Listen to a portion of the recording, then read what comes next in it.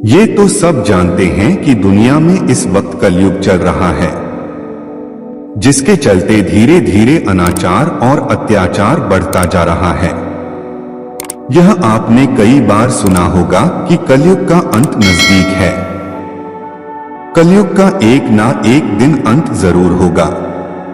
हम जिस समय में जी रहे हैं, उससे पहले भी यहां कोई और था। असल में इस युग से पहले भी कई युग थे।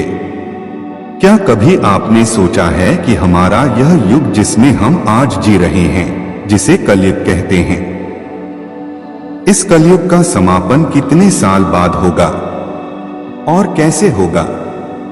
हिंदू पौराणिक कथाओं के अनुसार द्वापर युग के अंत के बाद कलयुग शुरू हुआ था, जो भगवान कृष्ण के शासन के अंत और एक नए युग की शुरुआत को दर्शाता है। हालांकि कलयुग के अंत का कोई निश्चित समय नहीं है, लेकिन इसके साथ कई भविष्यवाणियां जुड़ी हुई हैं।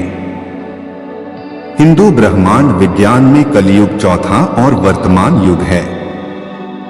कहा जाता है कि कलयुग की शुरुआत तब हुई थी जब विष्णु के 8वें अवतार कृष्ण ने पृथ्वी छोड़ दी।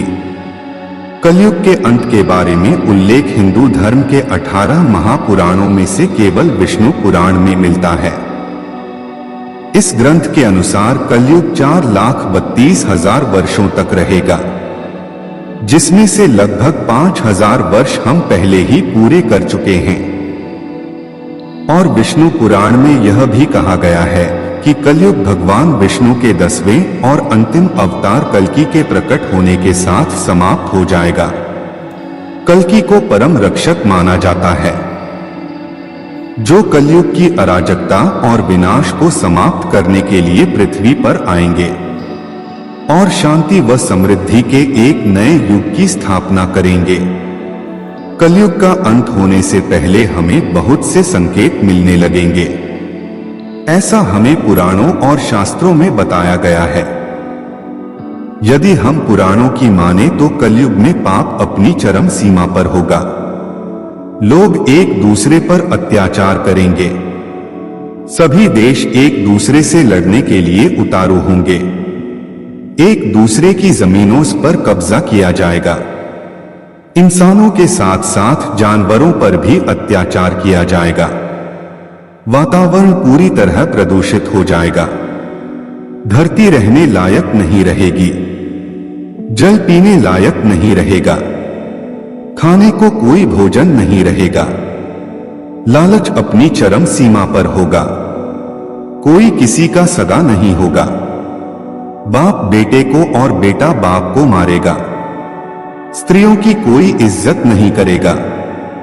दुनिया में हाहाकार मच जाएगा। कलयुग के अंत में मनुष्य की औसत आयु 20 वर्षीय रह जाएगी। 5 वर्ष की छोटी उम्र में स्त्री गर्भवती हो जाया करेगी। 16 वर्षीय मनुष्य वृद्ध हो जाएंगे और 20 वर्ष की आयु में ही मृत्यु को प्राप्त हो जाएंगे। इंसान का शरीर घटकर बौना हो जाएगा। मनुष्य की लंबाई 4 से 5 इंच रह जाएगी। उस समय धरती का तापमान इतना होगा कि सभी लोग गड्ढे खोदकर रहेंगे। उस समय पेड़ पौधे फल देना बंद कर देंगे और सूखकर नष्ट हो जाएंगे। लोग भूख प्यास से मरने लगेंगे। कलयुग के अंत में संसार की ऐसी दशा होगी कि अनाज नहीं उगेगा। लोग मछली मांस ही खाएंगे।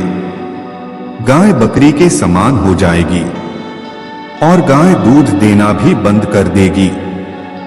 समय ऐसा आएगा कि जमीन से अनाज उगना बंद हो जाएगा। पेड़ों पर फल नहीं लगेंगे और धीरे धीरे ये सारी चीजें धरती से विलुप्त हो जाएंगी। स्त्रियां कठोर स्वभाव की और कड़वा बोलने वाली होंगी। वह पति की आज्ञा नहीं मानेगी। जिसके पास धन होगा उसी के पास स्त्रियां रहेंगी।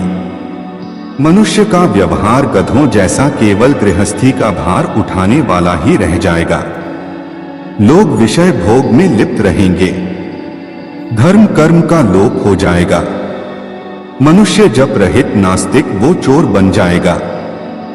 सब एक दूसरे को लूटने में लगे रहेंगे। कलयुग में समाज हिंसक हो जाएगा। जो लोग बलवान होंगे उनका ही राज चलेगा। मानवता नष्ट हो जाएगी।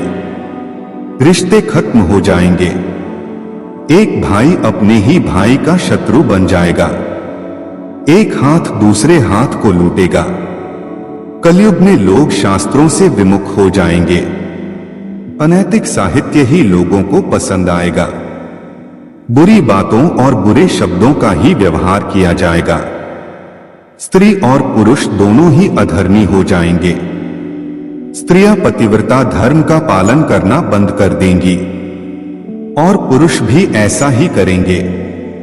स्त्री और पुरुषों से संबंधित सभी वैदिक नियम विलुप्त हो जाएंगे। कलयुग के 5000 साल बाद गंगा नदी सूख जाएगी और फिर से वैकुंठ धाम लौट जाएगी। जब कलयुग के 10,000 वर्ष हो जाएंगे तब सभी देवी देवता पृथ्वी छोड़कर अपने धाम लौट जाएंगे। इंसान पूजन कर्म, व्रत, उपवास और सभी धार्मिक काम करना बंद कर देंगे। एक समय ऐसा आएगा कि जमीन से अन्न उपजना बंद हो जाएगा और पृथ्वी जलमग्न हो जाएगी। जब कलयुग पूरी तरह से समाप्त हो जाएगा तब सृष्टि अपने जीवन की शुरुआत फिर से करेगी। प्रकृति फिर से अपना रूप दिखाएगी। इंसान दोबारा जन्म लेंगे और एक नए युग की शुरुआत होगी। इस नए युग में ना तो कोई पापी होगा और ना ही कोई हैवान होगा। सभी इंसान मिलकर साथ में रहेंगे और सात्विक जीवन जिएंगे। भगवान का स्मरण करेंगे और एक दूसरे की भलाई के बारे में सोचेंगे और फिर से एक नए सतयुग की शुरुआत होगी। बोलो जय श्री कृष्ण। आपका जीवन सदा मंगलमय और खुशहाल बना रहे, यही मेरी कामना है।